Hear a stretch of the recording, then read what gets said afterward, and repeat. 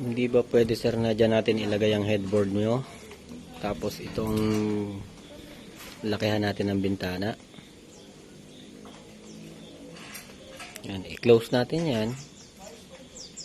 Pati split type, dyan natin lalagay ang split type sa headboard. Tapos itong lakihan natin ng bintana. Mas maluwag para sa akin. Kasi may popondo mo lahat doon yung ano eh. Yung kama mo. May popondo nyo lahat doon. Nakasentro siya sa gitna. So lalagay na lang tayo ng outlet sa dalawang tabi. Para sa mga table, corner table. Napakaluwang yan.